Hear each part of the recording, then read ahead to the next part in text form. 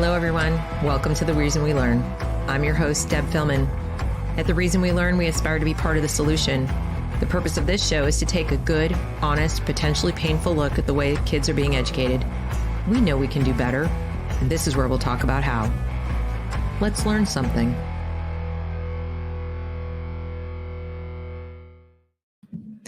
Good evening, everyone. Welcome to another episode of Dissident Dispatch at The Reason We Learn. I'm your host, Deb Philman. If you are new to the channel and you are interested in being part of the solution to our education crisis, I hope you will consider subscribing to the channel. If you're not already subscribed, please go ahead and hit the notification bell also to be notified when I make new content, and like and share this broadcast so people who would benefit from what we have to share tonight can join us. We are live, so if you have questions or comments, please feel free to put them in the chat. I will get to them as I can. I don't have a guest tonight, it's just me. And we are talking about anti-Semitism. We are talking about DEI. We are talking about K-12 and higher education, and what has come to light in the last week since the October 7th massacre in Israel. And I wanted to share some new stories with you from Cherry Hill, New Jersey in particular. If you follow the channel and you follow Dissident Dispatch in particular, you know that I've been keeping close tabs on Cherry Hill. I have some families there who are keen to get the word out that their district is really not that different from any district in California, in the wilds of California. In some respects, it might even be worse because people in the rest of the country, even some of the people in the area, are so completely unaware of what's going on. Whereas in California, there's a growing group of parents who are pushing back. So ironically, as bad as California is, there are probably more parents who have woken up. Whereas in Cherry Hill, I think the parents are struggling because they try so hard to get the word out that things are not right in their schools. And there are so many people saying, what do you mean? This is a great district. We pay so much to live here. So I'm going to show you some examples of how not great things are in Cherry Hill tonight. And of course, I have many shows in the past where I've shown you other things related to academics and social emotional learning, mental health, and so on. This is strictly speaking about discrimination, specifically anti-Semitism. Before we get started, let's do a quick refresher on what DEI is, or is at least supposed to be. All right. DEI stands for diversity, equity, and inclusion. And the claim that schools make, if you Google your own school district right now, I bet if you just type in the search box equity, you'll get the DEI policy and some other materials. And what they claim is that they value diverse groups of people, diverse identities, people from different ethnic groups and backgrounds. They're very focused on cultural relevance and having the curriculum be culturally relevant. They want the school to be inclusive. They want it to be inclusive where all children feel welcome and all children feel included and all children feel safe and all children feel valued and all points of view are respected. And no one would ever go out of their way to shame or blame or, make someone feel bad simply because of their ethnicity or because of, their religion or their race or their gender or anything like that. No, it's all about, just we love everyone and everybody's included. And the goal of this, of course, is equity, which is that everyone will have equal outcomes. If we all just love each other and include each other enough, we'll all get to the same place in life, which of course is absurd.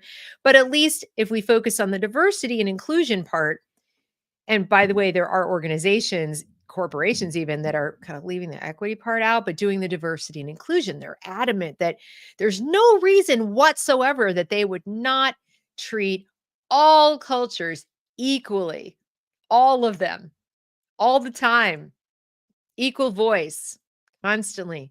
And I say this, I repeat this to have it fresh in your mind, because what I'm going to show you tonight illustrates that this is not the case if you're a Jew and on a school campus in this nation. It's just not. You might be wondering, why is that? Why do you think that is, Deb? Well, I have some theories and we'll discuss it as we go along. But to recap what's been going on the last week, to set the stage for what I'm going to show you, I unless you've been living under a rock or in a cave under the polar ice cap or something, you know that Israel was brutally attacked by Hamas on October 7th. Men, women, and children were, surprised in the very early hours of the morning. There were people came in with paragliders on a peace concert where lots of young adults were gathered with light security in Israel. So this is not in the West Bank, which by the way is still Israel, but it wasn't there. This was in Israel proper. These were not settlements. This is Israel. And they came in, surprised everybody. They came on the opposite side of the fence. The fence was hacked. The smart fence was hacked. They attacked military positions. They attacked police officers. There was really nothing to stop them at that point from coming in. And the attacks were absolutely brutal. Those of you who have seen the videos, seen the images, probably are having nightmares. I know that I haven't been able to sleep very well for days. And yet I can't seem to look away. And I think part of it is I feel compelled and obliged to bear witness as a human being, as a decent human being who does not want the memory of these people to be forgotten. I do not want their suffering to be pushed aside because it's uncomfortable. I don't want to look away from evil lest I forget that evil is amongst us. So it's not because I'm a glutton for punishment. It's something I feel I have to do as a civilized human being to make sure I appreciate what I have and do my damnedest to defend it, which is what I'm doing here tonight. So against that backdrop and against constant calls from Hamas in these videos to hunt and kill Jews, not Israelis, Jews. And you can hear them in the videos. Yehuda. This is Jew. This is not Israeli. Okay, this is not IDF. This is not, a mixture of Jew, Arab, Christian. Jews. Very specifically. That's what they were hunting. That's what they were killing. That's what they were raping. That's what they were mutilating. And that's what they were kidnapping and torturing. Jews. Now, given that, and we all saw the same things and we all heard the same things, and no response. There was no IDF response. There was no response from the Israeli government. They didn't immediately start bombing. They didn't immediately start a campaign to fight back. It took a while for them. And I'm sure in months to come, we'll learn what the heck was going on. And we all have questions. We all have questions about that. But just to figure out how to help the people who still needed help. There were buildings burning. There were people running. People were left homeless. They were searching for their loved ones. I mean, the immediate thing wasn't let's lob bombs back. Okay. So it was chaos. People were terrified. And on this side of the ocean, what people in the United States need to understand, and maybe you don't, is the vast majority. Let's just cut to the chase. The world has about 16 million Jews. The planet. About 9 million-ish, maybe, or a little less than that, live in Israel. The rest live in mostly the United States. There are some scattered around other places. The second largest population of Jews is in the United States, which means, as evidenced by the number of reservists that had to get on planes and go back to Israel, there are probably a fair amount of Israelis here, living here, working here, going to school here, etc., and their families. I don't know anybody who's Jewish who doesn't know someone, at least one person removed, who is in Israel. That means they're affected. That means they're on one side of a war right now. So when you heard about, Ukraine, people saying, I have family there, and everybody was very sympathetic. We're talking about one of the tiniest minorities on the planet, and you have the vast majority of people in this country know someone. That means their children know someone or know of someone or have a direct relative who is directly affected by what's going on or may have died. Add that to, what the left is always talking about, the collective trauma, right? We have to hear about it endlessly when it is African Americans, when it is Hispanic Americans, when it is every kind of hyphenated American known to man, LGBTQ plus, blah, blah, blah, blah, fill in the blank. Everybody has collective PTSD, collective grief, collective sorrow, collective hurt, collective suffering, etc. And I don't want to jump on the bandwagon because I don't believe people do things collectively like that. But when it comes to the Holocaust,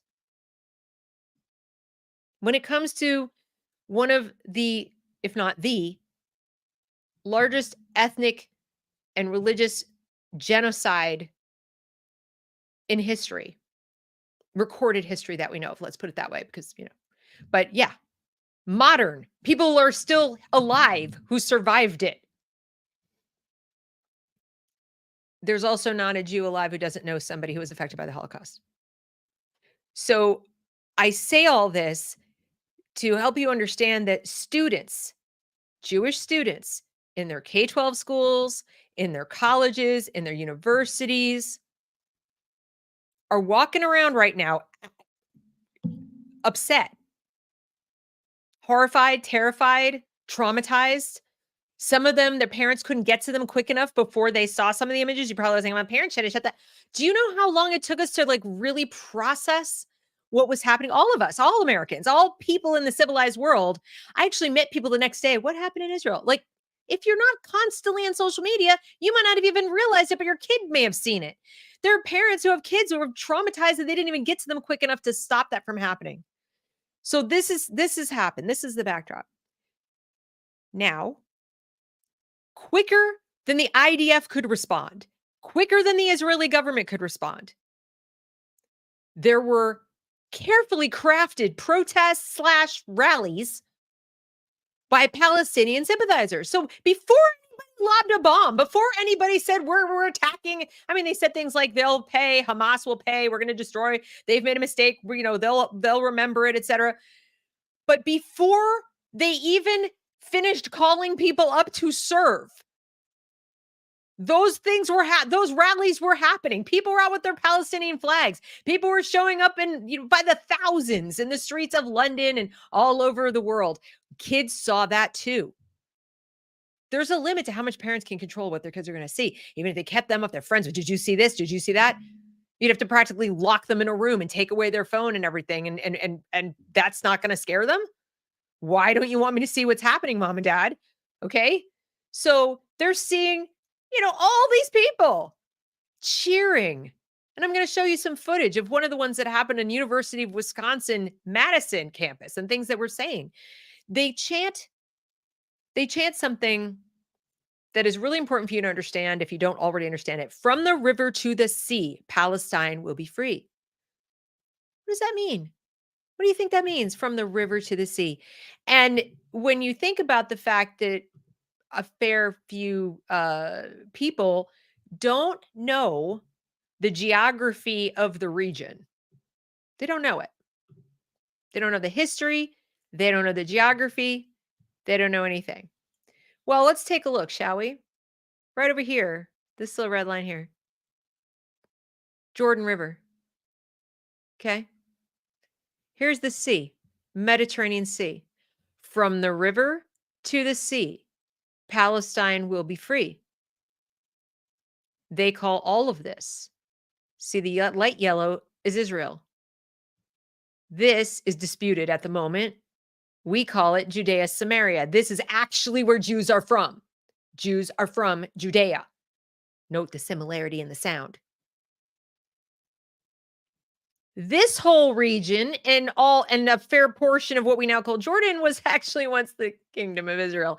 But be that as it may, I'll go through this chronology so you can know I'm very grateful to the person who put this together to help us understand the chronology. This is somebody from Colorado Hispanic Republicans. I have no affiliation and I'm not a Republican, but he did me a favor of putting it all in one place for viewers who aren't familiar with the history. Because I guarantee you our students, our college students, et cetera, are either not familiar or they're willfully ignoring this, and their teachers and professors too. The land of Israel has been populated by the Jewish people since 2000 BC. Here's the timeline. 1900 BC. Abraham, now you don't have to believe the chosen by God, but he lived. We know this. There are ruins, etc., that there was a temple, and the Bible is written to just document these things by humans. 1900, Isaac, Abraham's son, rules over Israel. We know this too. 1850, Jacob, son of Isaac, rules over Israel. 1400, Moses leads the people out of Egypt.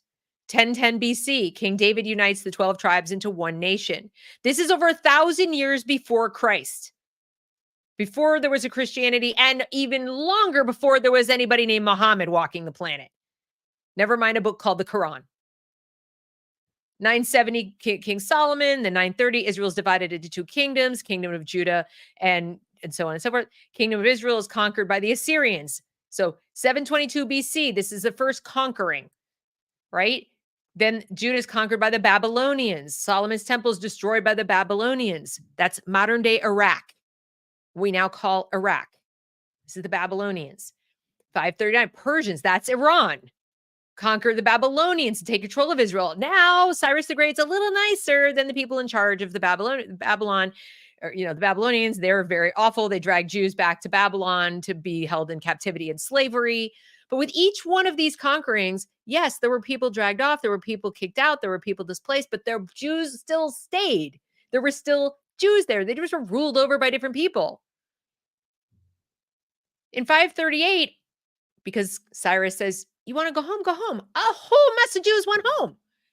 538 BC. We are still before Christ. We are still before Muhammad. We are still before Islam. 520, the temple's rebuilt. Pretty solid ground. The Jews are living there. They rebuild their temple. 450, reforms are made by Ezra and Nehemiah. Okay, moving on. The last group of Jews returned from exile, 432 BC. So large populations of Jews come back from having been exiled. So the people go, yeah, you were kicked out and then it wasn't yours anymore. Except a lot of people came back before y'all have ever had any claim to anything. Now, the Greeks conquer the Persian Empire. The Egyptian and Syrian Empire take over Israel, 323 BC. They take over. They don't kick the Jews out. They just take over. Jews are still there. Then we have more than the Jews are ruled again, 167. Jews are constantly getting conquered. Romans conquer Israel 70 BC. Jesus Christ, born 6 BC or whatever, right then. And in 70 AD, 70 years after he's gone, they destroy the temple. So the Jews are still there. They destroy the temple. A lot of Jews are exiled, but not all. Remember, still lots of Jews in this land. All right. And then after that, the people were captives to the Romans, Byzantines, Arabs, the Arabs. Did you hear that? Arabs, Crusaders. And through all of these, the Jewish people continued to live in Israel, more or less of them, depending on the centuries. There was never a time ever when Jews didn't live in the land. They stayed, they built their communities, they raised their families, they practiced their faith, they suffered, etc. This notion that it's all European Jews after the Holocaust and they just came in and took the land from these indigenous Arabs and there were never any Jews there and they didn't belong there and they come from Europe, which is the lie, by the way, that Students for Justice in Palestine tells all their members on campuses like Duke and UNC Chapel Hill and every other campus around the country that has a chapter. It's a lie. It's a lie. The word Palestine itself comes from Palestina, which is a Roman word. And we saw how late they were in getting there, 70 AD. The Romans called it that. And the idea that Jews are colonizers in their own land is utterly ridiculous. I need to get that out there because from the river to the sea is the chant. Palestine will be free. And Israel is a colonizing power. They're settler colonizers or, whatever. It's a settler colonial nation, et cetera, and so forth. It's a lie. It's a lie. I mean, that is ridiculous. That would be like saying that the Cherokee who were run out of their land and, forced in a march and sent off, to all these different places, wherever they landed and settled, after they were kicked out of where they originally were, that the place they're settler colonial, those Cherokee, those colonizers, wherever they live, that's stolen land from somebody else. What? Many of the Native American tribes, where they ended up isn't where they started because they were pushed out by, Europeans and a bunch of other people, other tribes even. Where they ended up, does that mean they're not indigenous to North America? Does it mean they're settler colonialists? No, of course not. But that's what groups like SJP and the people who run around campuses talking about from the river to the sea, that's what they mean. And I promise you, it is a rare Jewish child that doesn't know what that means. The one thing you can rest assured of is that Jewish children are taught at the Passover Seder. They're taught when they go to temple. They're taught when they have their bar mitzvah, when they go to Hebrew school, if they went to Jewish day school, even the secular Jews. I mean, I did not grow up religious, though I was bat mitzvah. You learn the history I just told you, and you learn what from the river to the sea means. If you were born within the last 75 years, you know this stuff. You also learned the Holocaust, even if you didn't learn it in school, because your parents told you about your grandma or your grandpa or your great aunt or your great uncle or some distant relative. When you have this small a population, everybody knows somebody. So these kids know what that stuff means, even when their teachers don't, their peers don't, their stupid idiot principal doesn't know. But there they are. They go, and they're in the minority. Every place they go, they're in the minority unless they're literally in a Jewish day school. So fast forward to Cherry Hill, New Jersey, where they don't have a dress code. You may recall a few months back, I did a show with a parent there who was up in arms about the fact that they were doing away with the dress code. They were just kind of loosey-goosey. They were not going to have a dress code because freedom of expression. Now, the Supreme Court has ruled that students do have freedom of expression. They don't lose their freedom of speech when they set foot on a public school campus. However, they were very clear in their decision that if they have protected speech, like a political, patch or an emblem or something like that, it cannot disrupt the academic environment. It cannot disrupt learning. It cannot create a disruptive environment where there's likely to be animus or fights or, in other words, you don't walk into school wearing a swastika on your t-shirt. You can wear, I'm with Hillary or some junk like that or whatever, but you can't do something that is so very obviously a symbol of hate or division, because that is going to be, it may be protected speech outside on the sidewalk where children are trying to learn and they don't have a reasonable expectation of safety. Okay. But that is disruptive to the academic learning process to feel intimidated. So freedom of speech, let's review. Freedom of speech for students in a public school ends where you begin to be intimidating and you start to be making it pretty clear to people around you that you're not just expressing yourself freely, you're sending a message. And it's one designed to scare, intimidate, threaten, etc. Gang up on, show majority presence against minority, whatever. Like I said, you wouldn't allow kids to come into school wearing swastikas or wearing anything that was like, very overtly racially tinged or, I hate whatever. You just wouldn't do it. Now, people may quibble and say, well, the Palestinian flag isn't a hate symbol and a keffiyeh is not the little black and white scarf thing. That's not a hate symbol. Debatable. It's debatable. If you knew the history of the Palestinian flag, you would probably say, wait, I take it back. Remember, there's no nation called Palestine. There's no country. That flag is not a legitimate flag. In fact, the flag was created by the British when they were trying to upset the Ottoman Empire and disrupt their rule over the region for a wide variety of reasons. They decided to stir up Arab nationalism. Well, one of the best ways, because they didn't want them being okay with the rule of the Ottomans. So they found small groups who were upset being ruled by the Ottomans, and they stoked the fire of Arab nationalism, which ties back to the caliphates. You probably heard that term, caliphate, right? The Iranians want to bring back, different people in the Arab lands like are loyal to different caliphates. Well, each color represents one of those caliphates. They threw them all together. They threw them together in one flag to show that they had this like unified thing of the original traditional caliphates, again, which are much more Islamist, by the way, than the Ottoman Turks were. No fan of the Ottoman Turks. They were obviously murderous, genocidal maniacs, but the British took their side, as we Western powers have a tendency to do. It's really irritating. And that stirred it up, and the flag was born. But it still wasn't really called a Palestinian flag. That came later. Nevertheless, it's not a flag that symbolizes liberation like you and I would think of it. Okay. It it has its roots in violence and sectarian violence at that. Now, I'm not saying the children know that, but I will say that most of the children at Cherry Hill also don't know anything about the history of any of this. They don't because they haven't been taught, and I will explain to you how one of their teachers is totally wrong anyway. But no dress code. So it's days after women and children and grandmas, whatever, murdered, kidnapped, all the things.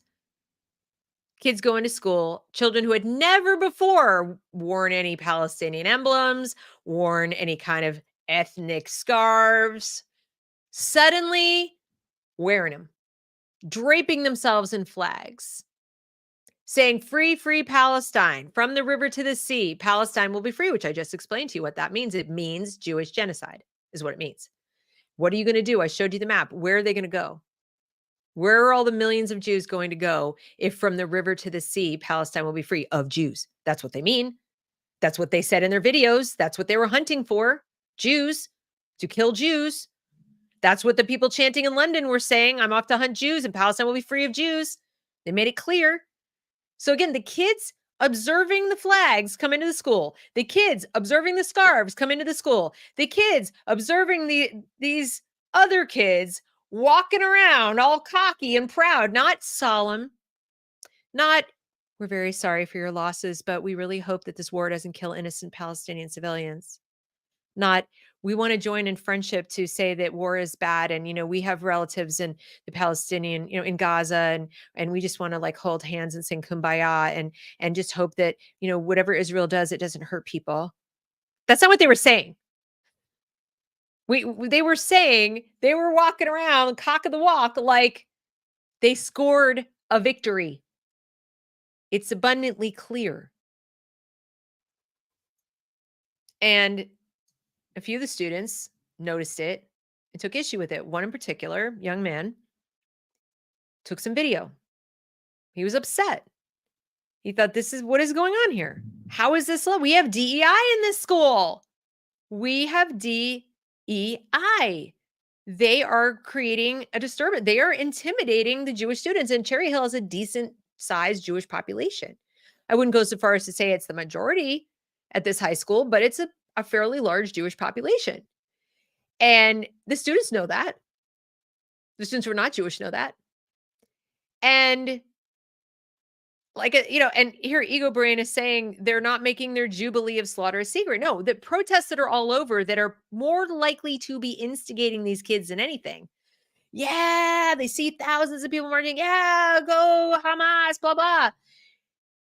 That's what they're joining in on. There's no way you're going to persuade me that they're joining in on that. We're very terrified that Palestinian babies are going to be bombed. No chance with the way they were behaving and walking and so on and so forth. That's not how people behave. You don't drape yourself in a flag. The Jewish kids didn't show up draped in a flag and say, "We're going to bomb the living daylights out of you." They didn't do that. They barely had a chance to mourn. And there are kids coming in a celebratory mood, draping themselves in flags and saying, "Palestine will be free, free, free Palestine, free, free Palestine." As if that attack represented a legitimate freedom fight. That's all that says. That's what they're saying. And this young man picked up on it and he took some video. And he posted the video. All he posted was people wearing this garb and having these flags. And I watched the video. I'm not going to show it to you because I don't want to reveal his face and there's too much of him to blur out. I will show you other videos. But he said, "Do you see this? Do you see this? Oh, we got the scarves, the keffiyeh. We've got the flags. Oh, look. Oh, yeah, they're representing. They got that." That's all he's saying. Like he's just remarking it. Oh, suddenly we're all supporting Palestine now. Suddenly we're big Palestinian fans right after a massacre. And he goes up to a group of kids sitting at lunch and he says, you guys support, you know what this means? You know what you're supporting? They're like, yeah, support. Yeah, whatever. And he says, he steps away. So he's not to them, he's to the camera. And he says, so they're basically supporting a massacre. They're supporting, the rape and murder, whatever. Now the kids can hear him, but they don't say, no, dude, no, totally. We're not for that at all. No. We're just worried about innocent babies getting killed. We're worried about innocent Palestinian grandmas also. We hope that Hamas gives back the hostages. Now they're grinning from ear to ear like, yeah, man. It's clear what they're about to everyone.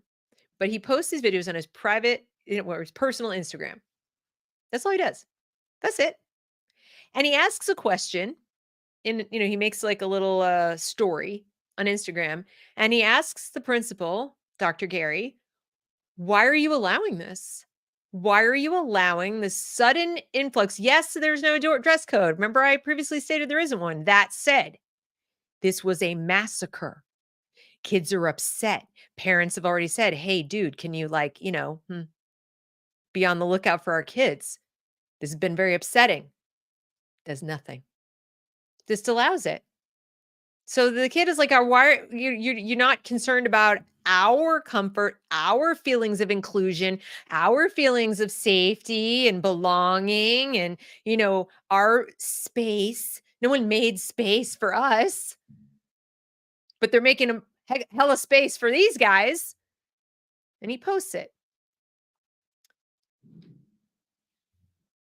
Very next day, in addition to getting harassed like crazy, this happens. I'm going to show you two different videos. The first one is from one angle, the second one's from another angle. It's basically the same scene in the lunchroom after the kid posted. So all he did was post the videos. That's it. Sammy, you're not eating anymore. Sit down. It's blurry for privacy.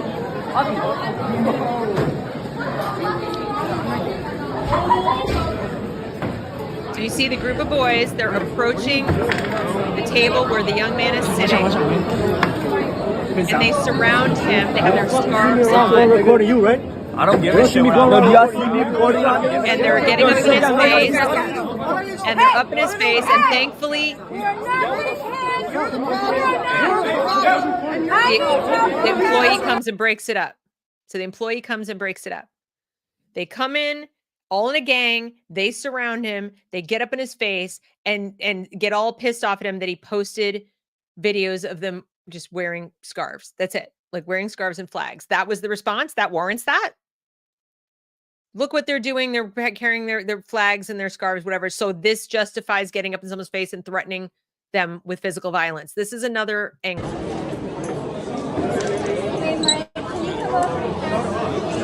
Look at how many kids. He's got a scarf on. No. How is Dr. Perry allowing? Right. Did I say Gary? I said Perry. Dr. Perry. You're the problem.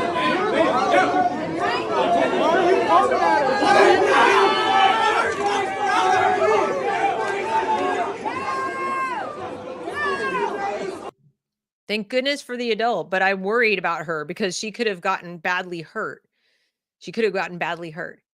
Now, you might wonder, what was the aftermath of this? What happened next?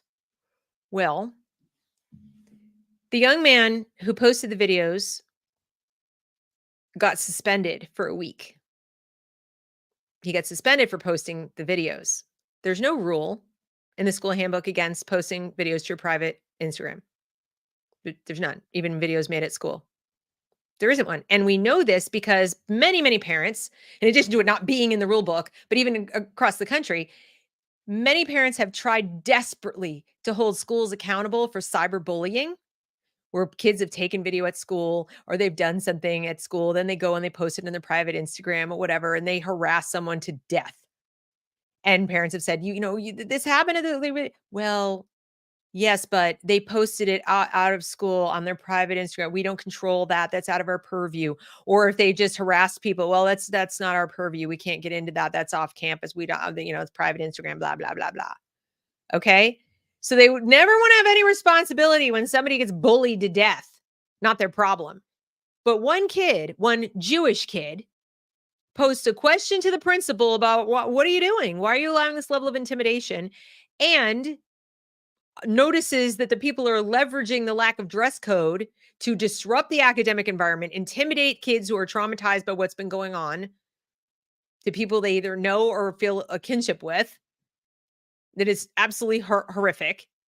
And he gets suspended for a week.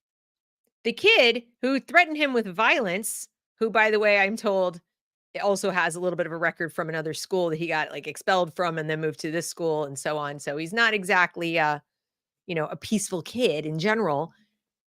Allegedly, we don't know for certain, but we suspect, based on one of his posts on social media, that he got suspended for 3 days. So he got 3 days for getting physically threatening and violent, whereas the Jewish student who posted images of flags and scarves got suspended for a week. The mother inquired about it and said, what gives? I mean, a week? That seems excessive, discriminatory even. And what comes back from the principal? That it was, that the posting caused the fight. That this is before the fight even happened, that he gets the suspension. I mean, sorry, no. Let me get this straight. I got to get the timeline straight. He gets the suspension after the fight, but he's told, you're going to be responsible for all this stuff. And then the fight happens. The rules, even up until then, don't say you can't post anything. And they said the official reason that he was suspended was that he posted, even though it's not against the rules. Talk about blame the victim. But the other kid, no, maybe 3 days. Meanwhile, another charming thing that's been going on is that this kid is getting harassed. He's getting lovely, charming texts like this. Yo, bro, I heard what you did. Yoy can either apologize to everyone or I find where you live and fucking beat you down. Now the kid, I'm kind of proud of this kid. He says, come for me. I'm not apologizing for anything. Good for you. Nor should you, if you're listening. This is a threat. This, by the way, making threats using technology is a crime. A crime, just so you know. Let's find the next one that he's been getting. He's been getting a fair few of these. Let's see, where's the next one? I gotta get here we go. All right. This one. All right. Shut your ugly ass up. I'm not saying that word. You seem stupid. I don't know what that is. So you forgot about Israelis throwing tear gas into the mosque and beating Palestinians. And no matter of fact, how would something feel if someone kicked you out your home and beat you and only left your room for you to live in? You lucky I don't go to East. East is the name of the school. So leaving aside the completely illiterate exposition here. Hi, Uzi. This person using a slur, first of all, to refer to this kid. And the thing he's talking about, tear gas in the mosque, yeah, they were messing around in there and they weren't supposed to be there in the first place. And, that's a whole other story. But it wasn't like they just went into a mosque where people are perfectly peacefully praying and they threw tear gas in there. They love to do this, these people. Yeah, I'm lucky, he says. You a bitch, N-word. I see how you act. I would have been fucked you up. can't even speak. I'd make you drink toilet water, bitch. You the one pulling hijabs. I promise you, this person never touched another person or hijab or anything. Never pulled anything, never touched anyone. Made a couple videos. That's it. Commenting on the dress code. That's the beginning, middle, and end of it. That's it. And then let's see the last charming epithet over here. This one. This is the note to the principal.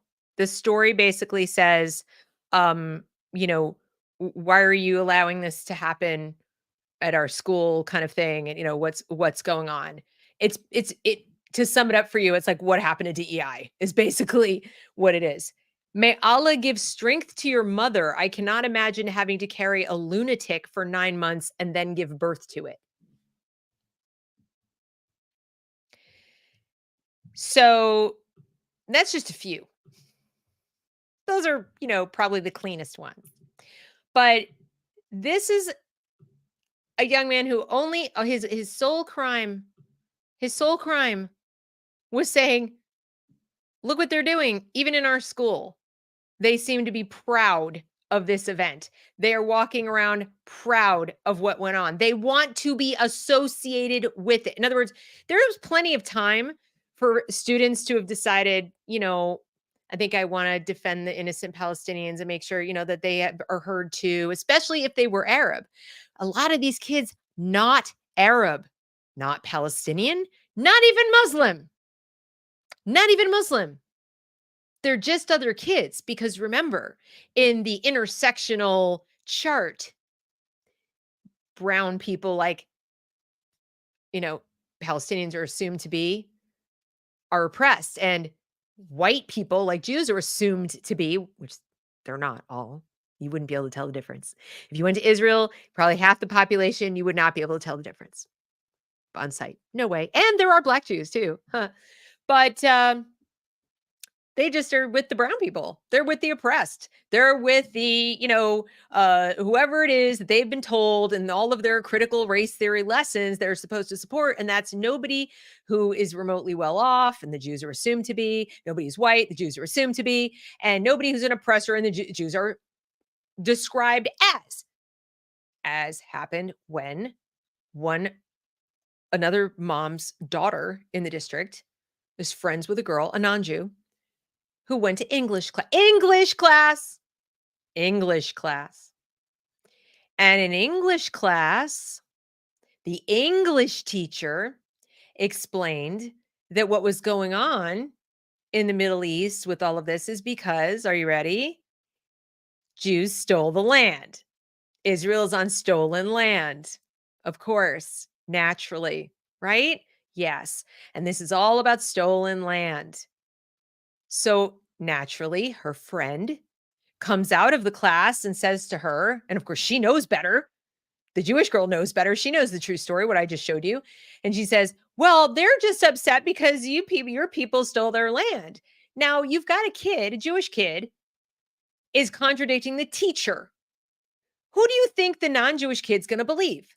The teacher or her friend, who is presumed to be biased? Remember, we all have this implicit bias, and except for anybody who isn't Jewish and white and Christian and, whoever else is not in favor today. But for sure, not if you're Jewish. That's just not okay. The teachers are promoting this by virtue of saying, well, they are oppressed.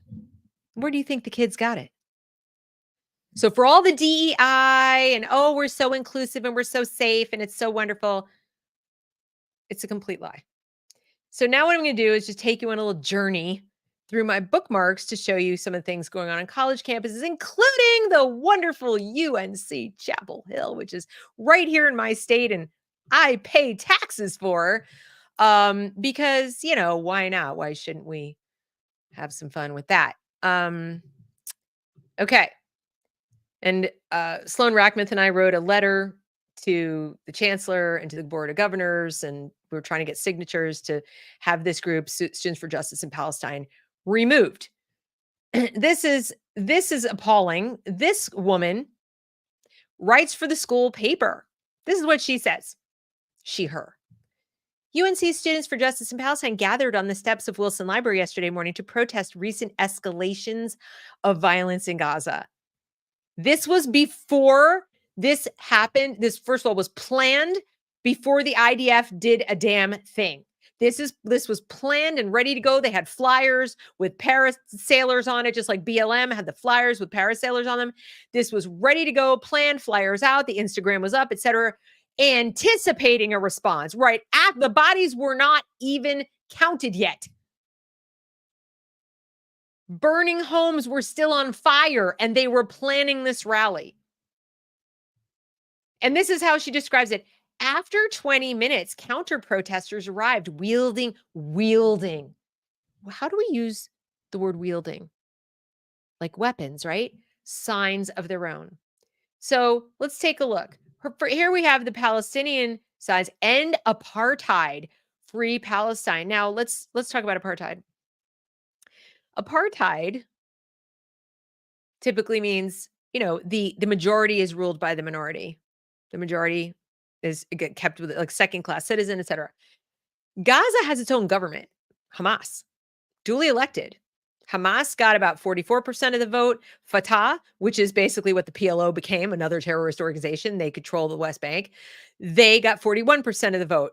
I'm pretty sure y'all can add 44 and 41 and figure out what percentage of the population was not remotely interested in peace with Israel, was not remotely interested in two-state solution. They wanted right of return / from the river to the sea, Palestine free of Jews. Now, I am not saying everyone there deserves to die. Do not get it twisted. What I'm telling you is from a standpoint of, if you would compare it to the roughly 30 some odd percent, maybe, and I'm being generous, of the German people who voted for the Nazi party, it's more. It's more. It's just more. It is. And it's a parliamentary system. So even Fatah has votes in the parliament, just that Hamas has more. So Hamas dominates. They run the show there. They run out everything there.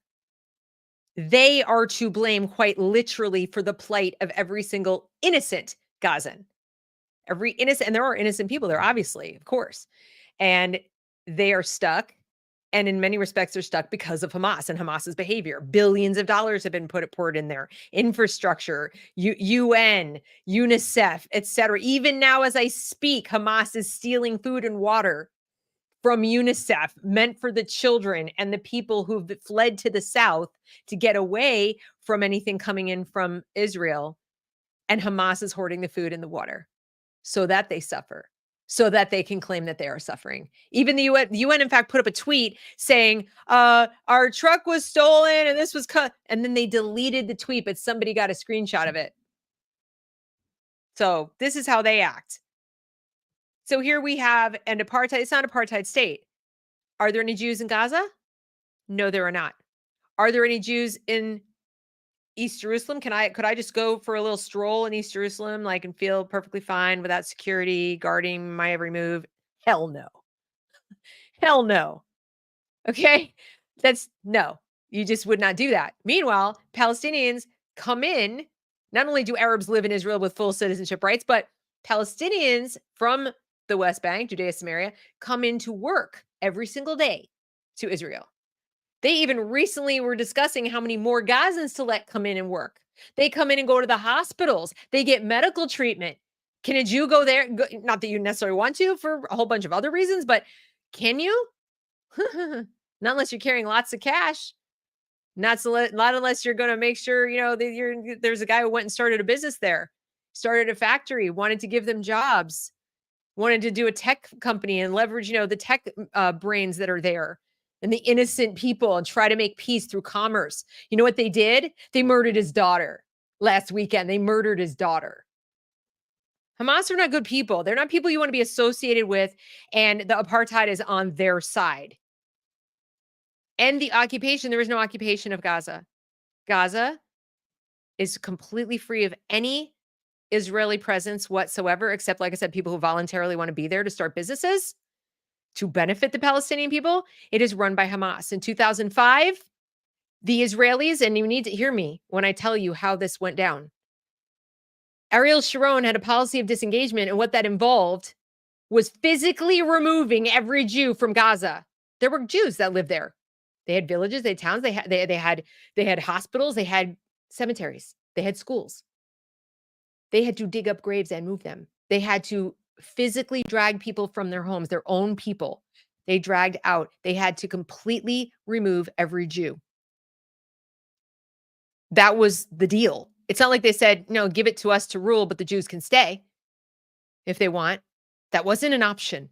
It was remove them all. And do you think they went in and then used the infrastructure and used these homes and used these businesses and used it and made use of it? No, of course not. Tore it down. God forbid it's dirty, icky.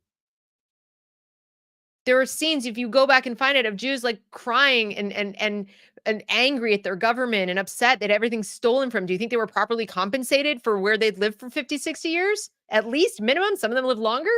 No, of course not. But their plight doesn't matter. They're not displaced. Their land isn't occupied. They're not committing acts of terrorism because they're aggrieved. They went on about their lives. Just like every Jew who got kicked out of every other Arab country in the world. The 800,000 Jews were cleansed from Arab countries in 1948. We don't talk about them either. Their homes taken, their lands taken. Somebody's living in a house that used to be theirs or on land that was theirs and they never got paid for. They got told, get out or we're going to burn you alive or we're going to hang you in the street. Go look it up. Where are the Jews? In Algeria, Tunisia, Morocco, Egypt, Iraq, Iran, Syria. Where are they? They're not there. They used to be there, 800,000 strong. But they're not committing acts of terrorism. They're not going back to those countries. They're not crossing over to the Egyptian border and slaughtering people. They're not doing those things. They didn't go back to Germany and kill people. They didn't go back to France and kill people or Poland or any other place where people were literally spitting on their relatives as they were dragged off to concentration camps. But in the occupation now, what occupation? They mean the occupation of Israel itself. They mean Jews in Israel. And then we have here more representation for Palestinians. That's innocuous, actually, compared to some of the other stuff that they say. Why are they wearing masks? Here's the Jews. I stand with Israel, Hamas, JP, right? Students for Justice in Palestine. Why do they say that? Because the money for SJP comes from the same sources that fund Hamas. They are connected, and yet our universities allow them to take up space and falsely educate students on our campuses. Existence is not occupation. Thank you. Is this incitement? Is this saying I want people to die? Is this saying every single person who fits a certain demographic needs to get out of their land or they'll die? No, it doesn't. Here we have again, and apartheid for, stand together. They're pointing fingers. Okay, that's not even like the worst of it. This Hamas fighters, for frame of reference, made themselves cutesy little cheat sheets with color codes about which areas they were going to go in the kibbutzim and to kill people. These were their sheets that they were using that were found at some of the sites. Nice people. I can't imagine why Jewish students would be intimidated.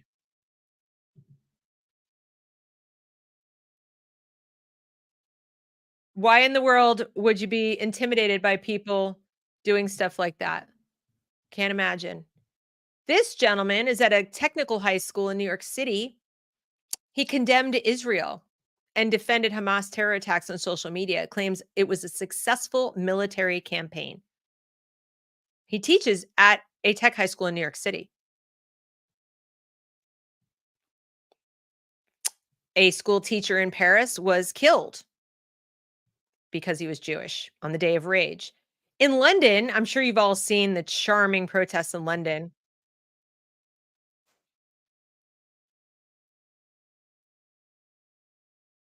That black flag right there? Yeah. That is like a flag of ISIS. Okay? It's a big problem. It's a big problem. Now here, what happens if you're a lone Jew and you show up and you decide, I'm going to carry the Israeli flag? What happens to you in London if you do that? They all see him. This isn't working very well. I think it's better if it's smaller. They spot him, they chase him, and they attack him and chase him back the other way, and he almost died. There were police that had to run and save him because this group of people were gonna beat him to death because he had an Israeli flag. That was it. Now, let's contrast that, shall we, with people protesting the bias, the anti-Israel bias at the BBC. So here we have all kinds of people, including Jews, protesting the bias. Seems pretty peaceful, doesn't it? Nobody's screaming, nobody's rioting, nobody's chasing anyone down. They're just waving flags and trying to protest. That's what a protest looks like. Here you go. UNRWA received reports that yesterday a group of people with trucks purporting to be from the Ministry of Health, that's in Gaza, that's Hamas, of the de facto authorities, removed fuel and medical equipment from the agency's compound in Gaza City. Oopsie, they deleted it. If you're not familiar, UNRWA is the UN's relief agency that is specifically for Palestinians. It's the only refugee, sort of group within the UN that does not have as its purpose resettlement. Resettlement's not even allowed to be discussed. You're not allowed to talk about it. Somebody once tried to talk about it, was like quickly shushed up. Also, you get to be a Palestinian refugee with all the entitlements that go with that, including the virtue points, if on your father's side, anyone going back as far as you feel like going, the Hadid twins are Palestinian refugees, multimillionaires. They don't live there. They're here. Okay. They're Palestinian refugees. So that's how you get from 700,000 originally in 1948 to millions across the world who get to call themselves Palestinian refugees. And that's why people think, oh my God, they're displacing these millions and millions of people. Really? Most of whom have never set foot in the Middle East? No, they're just on their father's side, going back however many generations, they can trace somebody who was one of the original 700,000. So they're still classified as a refugee. That's absurd. And then this is a vigil for the dead. Calm, peaceful. These people just had their relatives and their friends murdered. This is how they stand. And you saw the others. Here we have a school in North London. They got the guy on video doing it. There he is splashing the paint. And here's the paint. Because that makes sense. And here's the war memorial defaced. And the Palestinian genocide. There's no genocide. Okay. But this is the one. Just listen closely. This is a UW. What?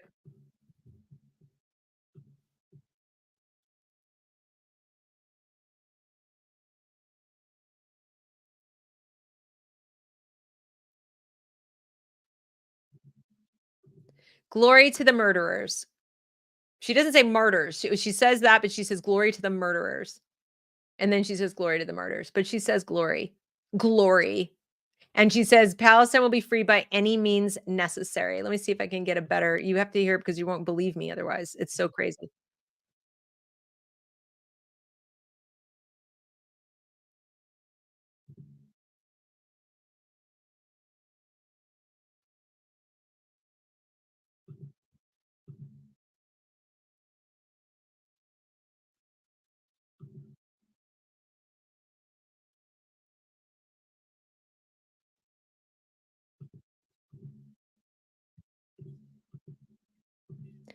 It doesn't work for some reason. I don't know why, but we will liberate the land by any means necessary.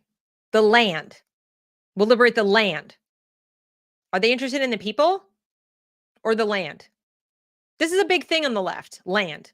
Land acknowledgement, stolen land, the land of this and the land of that.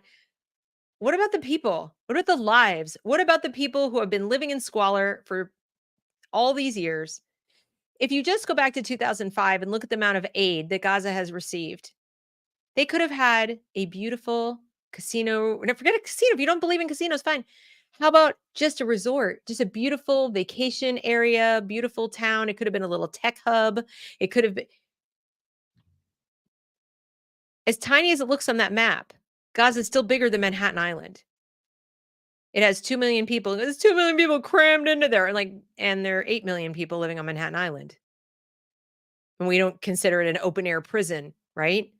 It's a monument to achievement and progress and all kinds of things. You can do amazing things in 25 square miles. If you use money that you're given free and clear to actually build infrastructure and take care of people and create an economy and jobs and, start living life. But if you dedicate your entire life to killing your next door neighbor, your life's probably going to suck. You're going to create hell on earth for yourself, your family members, and everybody else.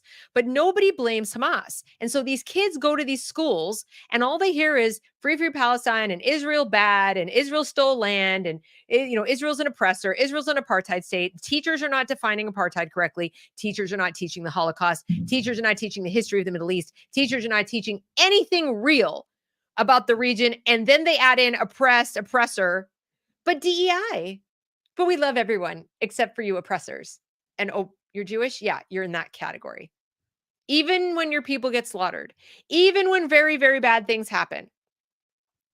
There's a lot of other stuff that I could share, but that's the gist of it. And now I said at the outset, I would try to explain why I think there's a double standard. And I've sort of hinted at it when I said that, the intersectionality nonsense, blah, blah.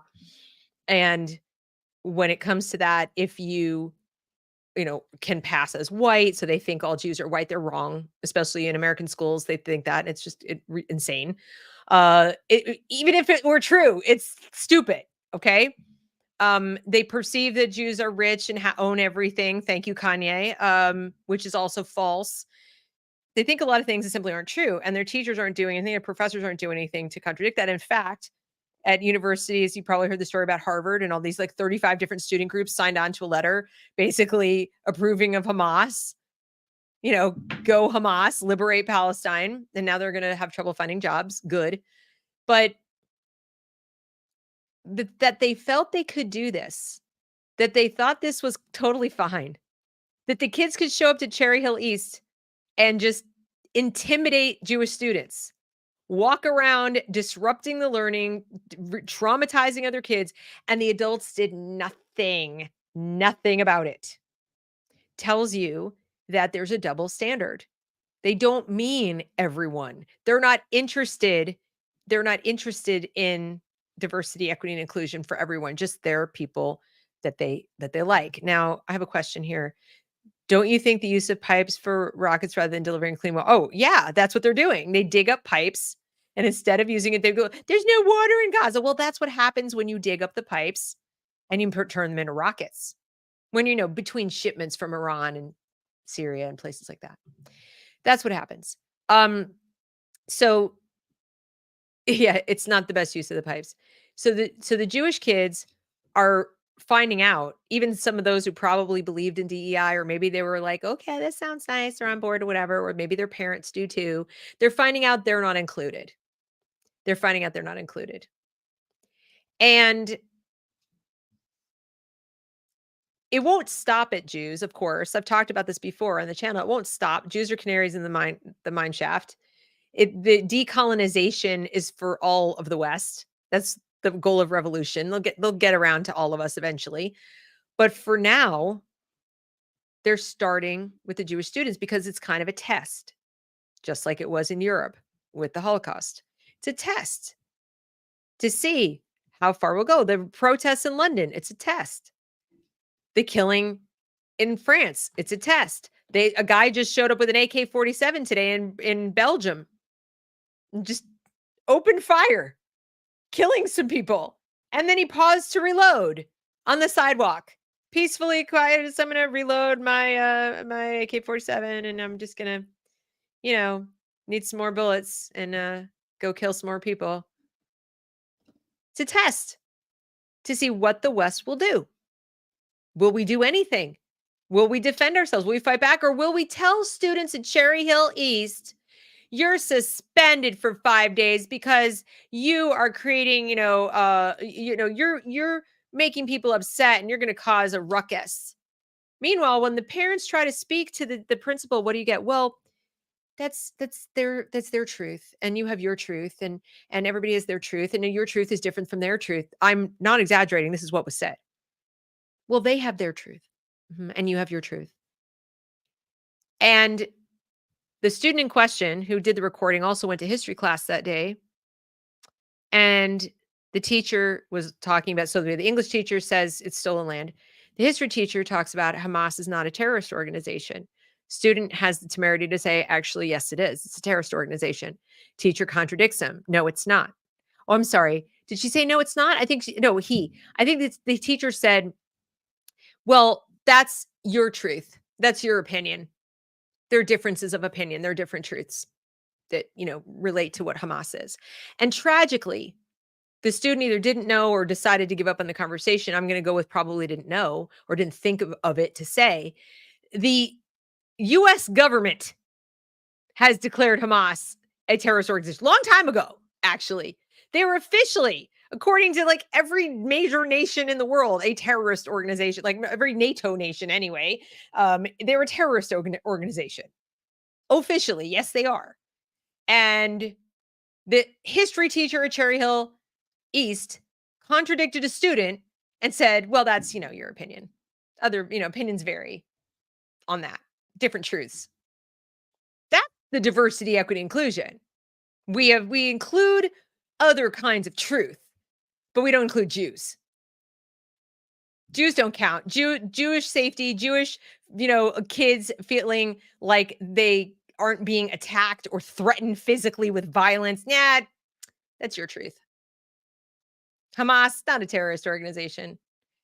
What do you think, like I said, what do you think would have happened if it were like the Aryan nation had attacked a big rave full, or not a rave, but like, let's say it was a big dance party or something full of African Americans and just slaughtered people in another country, but who cares? Whatever. If it was white on black violence for Nazism or whatever, and a group of white students came in with swastikas on, saying, yeah, we're going to free the South African farmers or whatever their BS would be. What do you think would happen to those kids? They wouldn't even blink. It'd be over. It'd be done. And you might say, well, that's just so obviously different. A swastika. Wow. If it was on the heels of an attack, that's what the flag represents. They're not waving it for innocent Palestinians. That's not what they're doing. That's not what they're saying. They're chanting for free Palestine. And so the teacher is telling lies, and the student isn't able to contradict the teacher. And the other students in the class will not have a chance to find out that it's really a terrorist organization. And the beat goes on. And it goes on. It's all a test to see what we're going to do. And I don't think we're doing enough. These universities are allowing organizations that are absolutely dedicated to spreading lies, that are focused on ethnic cleansing. They'll turn it around like all the woke do and say, oh, well, they ethnically cleansed Arabs. Is that why 2 million Arabs live in Israel with full citizenship and rights and everything? Because they're so ethnically cleansed? Pretty bad ethnic cleansers. Where are the Jews in the Arab world? That seems like an ethnic cleansing, but they don't know. The teachers don't know. The principals don't know. So the principal, again, this Gary person, or Perry, I think it's Perry. I get him confused with Mr. Guy, who's another dude in the district, and I got the G stuck in my mouth. This person is talking about truths, multiple truths, and not doing anything. And what kills me about the suspension is this.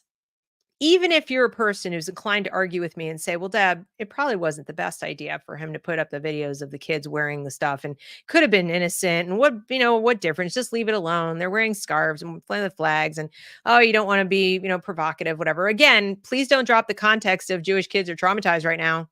Please don't drop that. That's important. And considering that schools are all fired up about mental health, mental health, mental health. Oh my God, their mental health. Unless you're Jewish, in which case, Come to school after a massacre and deal with people waving a Palestinian flag in your face. That's fine. Microaggressions aside, right? The same person and then that guy, other dude, Mr. Guy, they're constantly on about microaggressions and how very important it is to take them seriously. The smallest thing, really, the smallest thing. It's very hurtful. Microaggressions. We gotta be on the watch for microaggressions. Okay? But apparently, waving a flag a few days after a massacre, that's the same flag waved by the people who did it. That's not a microaggression. Personally, I think it's a macroaggression. But your truth, my truth, different truths. So what the principal could have done, as he's being a massive hypocrite, is he could have said, all right, look, I know you're upset, and it really is kind of classless and tasteless what the kids are doing. But let's get you together with these kids that are doing the thing, and let's educate them about why this is messed up. If you actually cared about DEI, if you were true at all to your standards, even though I don't agree with this methodology generally, I would have a damn dress code, and it would not include waving flags of other alleged countries right after a massacre where the people doing the massacre were waving the flag. My dress code will not allow that because that's obviously a macroaggression, not a microaggression. But I might, pull them aside and say, look, y'all want to show solidarity with Palestinian people. You can do that without all of this pride and, glory nonsense. People died. Do you understand what happened? Educate them. Do you understand how terrifying that must be for Jewish students in this school? It is not okay for you to get off on scaring people. I don't care what your solidarity feelings are with Arabs in Gaza. You can feel that and feel for Jews. You can hold those two thoughts in your brain at the same time. If I were principal, that's what I would say. But instead, the adults have left the building if they were ever there in Cherry Hill and probably every other district in this damn country. Near as I can tell, there's not an adult in that whole district who works there. We don't need a dress code because reasons. Your truth, my truth, the other truth. We'll talk about offloading responsibility onto the children. So if everybody's truth is equally valid, except the one we just, we know isn't going to do anything violent, let's be honest here. Let's just lay the cards on the table. I showed you video. 2 videos in London. Peaceful vigil. Violent protests attacking one guy with a flag. You think the administration in Cherry Hill East doesn't know the score? They know perfectly well they can suspend the Jewish kid. They can discriminate against the Jewish kid. They can let the kids supporting Palestine harass the Jewish kid, and nothing bad will happen. It's not going to be violence. It's not going to be massive protests. They're not going to be on the nightly news except for 5 seconds during which the mom who's trying to speak about what happened gets cut off. They don't even let her tell her whole story about her son and how wrong it was and how discriminatory it was. She gets cut off. Nothing's going to happen, they think. They won't do anything. They won't do anything. They won't do anything. Or if they do something, then guess what we get to do? We get to be justified in our Jew hatred. Yay. And that's exactly what the Hamas attack was about, of course. They know they can't win by conventional means. So they do something absolutely heinous that Israel has to respond to, has no choice but to respond to. And then what do? 5 seconds later, they set up a stage in London. Free Palestine, dead babies, blah, blah, blah. And kids like this pay the price. He's caught in the middle. He just wants to go to school in peace and be left in peace. That's what it should have been. Any mature, rational adult would have seen the news on the weekend, come up with an action plan with his team and said, all right, we have a larger than average Jewish population in this school. Very, very heinous, horrible, bad things, historically awful things happened, probably to some of their relatives. We are going to put out a statement immediately condemning the attacks, condemning Hamas, drawing a line in the sand that absolutely no celebration of this will be tolerated whatsoever, period, full stop. That we're going to go on about our business. There's not going to be displays of flags or politics or anything to do with this. And we're coming to school to learn, and that's it.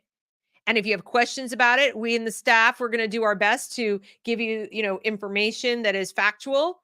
And then you call a meeting with your staff and you get on the same page about what is officially going to be your stance.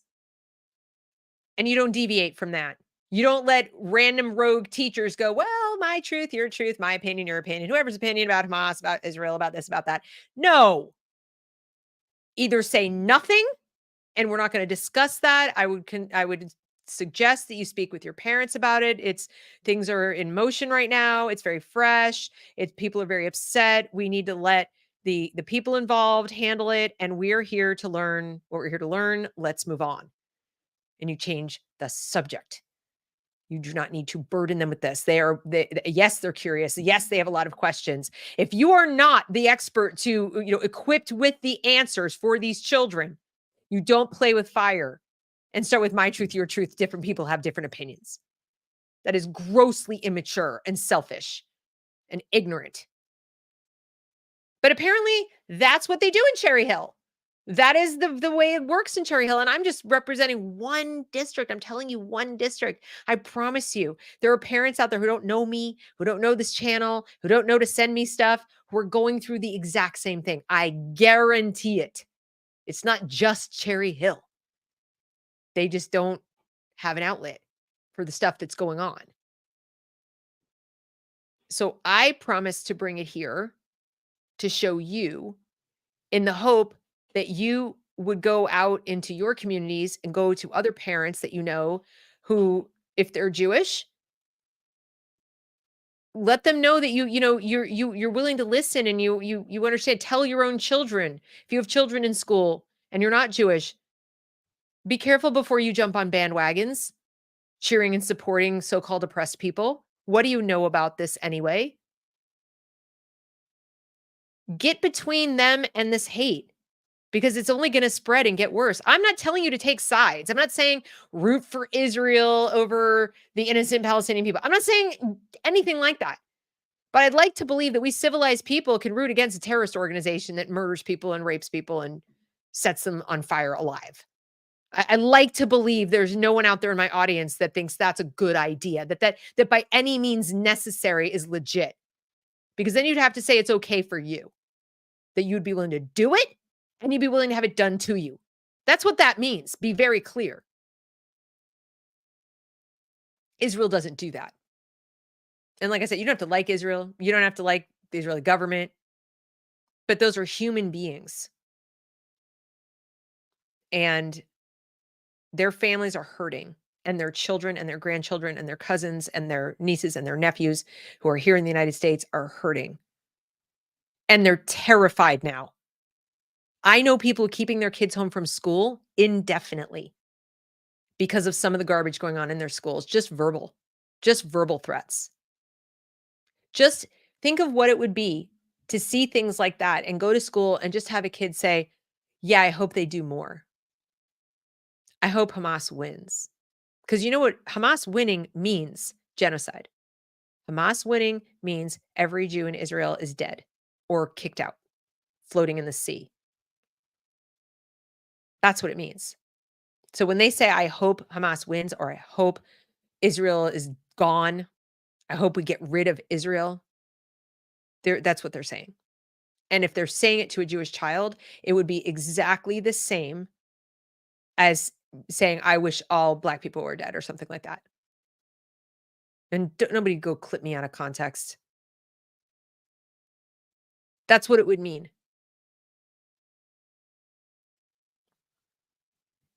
And principals, teachers, parents, if you don't step up and say, if you remain silent and just assume that, well, my kid's a good kid, they would never say anything like that.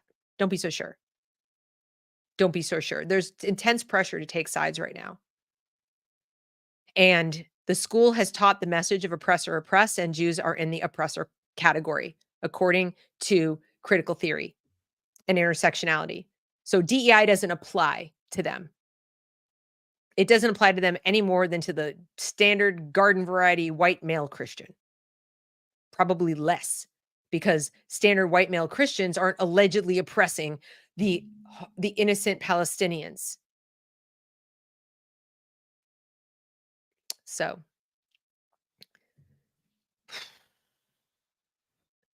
yeah, I'm not really interested in the, both sides argument, Phil the kill. This person, I hate to platform this, but Israel only burns terrorist children or what? They both burn children, as does every country. War sucks. And I don't take collateral damage lightly. Children dying is children dying, and it's abhorrent. What I will say is that Israel didn't ask for this war. That at any point in time, even today, if you want to see it end, Hamas can surrender. They are a terrorist organization that did slaughter people. They can surrender and they can release the hostages, and this ends instantly. It ends. And it's over. That's how it ends. Hamas is responsible for what happened in Israel, and Hamas is responsible for what's happening to the Palestinian people. And as I said, yes, the majority of them voted for them, and I still don't think they deserve to die. Even that notwithstanding, they don't deserve what's happening. Hamas lies to them every single day. Hamas is brainwashing their children the same as our schools are brainwashing ours into being the morons that send text messages like that, threatening to put people's faces in the toilet water, et cetera, and so forth. You think Hamas is not teaching their children equally hateful, horrible things? Of course they are. Those kids didn't stand a chance. They put guns in their hands at the age of 3.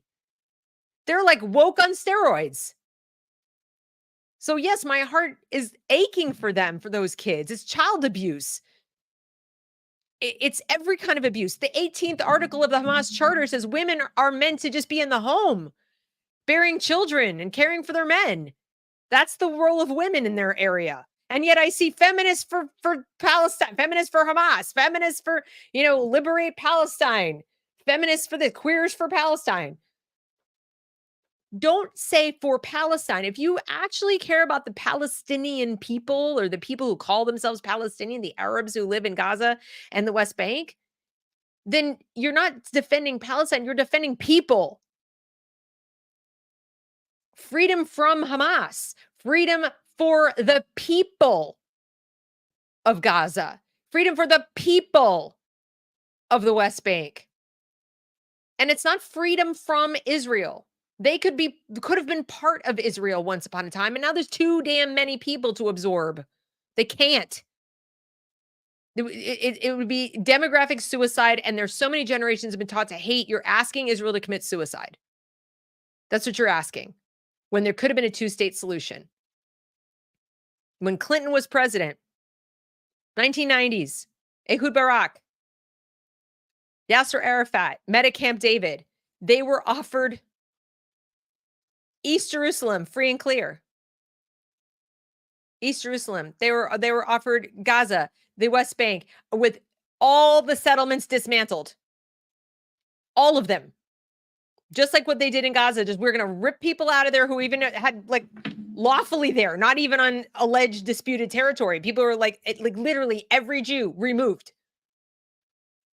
And he said no. So who's to blame for their plight? What do you want them to do? Cherry Hill East teachers and principal? The students should just keep sucking it up? What happens when the war gets worse? I want to know. If there are any Cherry Hill parents listening to me here, I want you to ask yourselves this question. What happens as the war goes on and gets worse? And it will. So they had a temporary ceasefire to help people get out because Hamas was charging money and taking car keys. So people couldn't get through the gates. There's one that's EU controlled, and then there's one that goes to Egypt. They've been negotiating with people, trying to get the people out to safety. They don't want to kill civilians. They don't.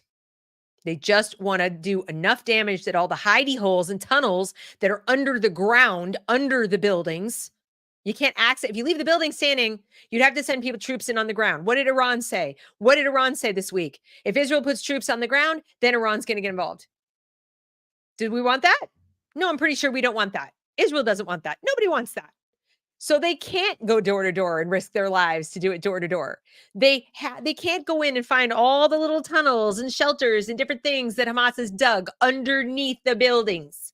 They have shelter space. You think they let the babies in there? No. Their headquarters is in the hospital, guys. Israel doesn't bomb hospitals. So they can barely touch Hamas unless they lay waste to a certain amount of the landscape where they know for a fact from intel that most of the tunnels are. And then when the little rats come scurrying up to the top, because they have to come up for air at some point to get food, water, and other supplies, it's going to be a little bit easier to see them, isn't it? That's how you get Hamas without killing civilians. But people see rubble, they go, oh, yeah, it's terrible destruction. But it doesn't then follow that there's just all these thousands of dead people, but for the fact that Hamas is trapping them there. But when this gets worse, what is the principal going to say to the students then? When the stories are coming out, when Hollywood gets going and they've staged all of the deaths and all the things, and oh, look at this and look at that. And your kids see that in social media. And they turn on the Jewish kids even more. What's the plan, Dr. Perry? What's the plan, Mr. Guy? What's the plan, Mr. Malosh? These are all Cherry Hill people. What's the plan, district I don't know about yet? Because you're going to have to deal with this. This isn't getting better tomorrow. This isn't going away. And if you thought that one kid getting suspended because some kids got up in his face was bad, give it a couple weeks. Give it a couple weeks.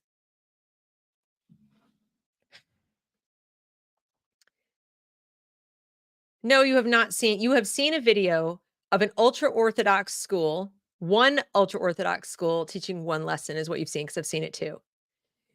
Israeli schools do not teach the same. Let me repeat that. Israeli schools do not teach the same. There is a massive difference between Hamas has ordered its own textbooks for distribution to all the schools in Gaza. Fact. Even reported, I believe, in the New York Times. Go look it up. And you found a video of an Israeli school of somebody teaching kids that they want to fight terrorists, or they want to kill, whatever they want to do, which is awful. And I do not condone that. But you might also be interested to know that the Haredi and the ultra-Orthodox are not required to serve in the IDF. So they're unlikely to commit any war crimes anytime soon. They can sit around in their little prayer rooms and talk amongst themselves about how much they hate this, that, or the other, but it's not going to translate into action anytime soon. It's also a violation of Jewish law. So they can talk smack all day long. It's not going to happen. Hamas is the equivalent of ISIS.